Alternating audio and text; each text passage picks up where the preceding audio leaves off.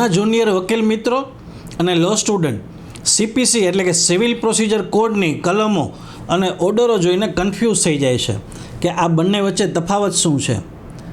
મિત્રો, તફાવત બહુ જ સિમ્પલ છે. સીપીસી એટલે કે સિવિલ પ્રોસિજર કોડ છે એને બે ભાગમાં વહેંચવામાં આવ્યું છે. એક ભાગ છે કલમો અને બીજો ભાગ છે ઓર્ડર.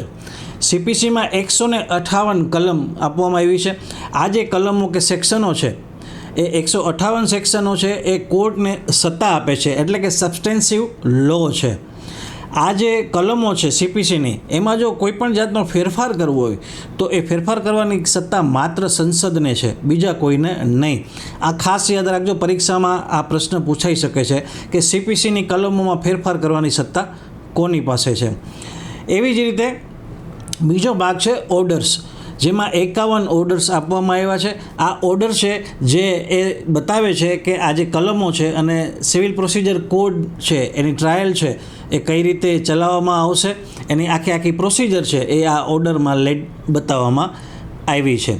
તો મિત્રો, હવે તમને ક્લિયર સમજાઈ ગયો છે કે સીપીસી એટલે કે સિવિલ પ્રોસિજર કોડમાં કલમ અને ઓર્ડર આ બંને શું છે. ટોટલ 358 કલમ છે જે કોર્ટને સત્તા આપે છે. આ કલમમાં ફેરફાર કરવાની સત્તા માત્ર સંસદ પાસે જ છે. અને બીજું 51 ઓર્ડરો છે જેમાં સીપીસીની ટ્રાયલ કઈ રીતે ચાલશે આખી એની પ્રોસિજર એમાં બતાવવામાં આવી છે. તો ટૂંકમાં કલમો છે એ અધિકાર છે અને ઓર્ડર્સ છે એ પ્રોસિજર છે.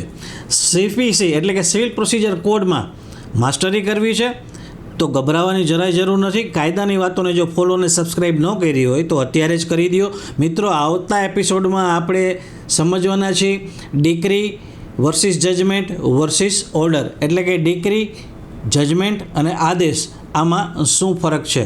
તો નવા એપિસોડ સાથે તાત્કાલિક તમારી સમક્ષ રજૂ રહીશ. ત્યાં સુધી મને રજા આપશો. પોતાનું ખૂબ જ ધ્યાન રાખજો. Take care. જય હિન્દ.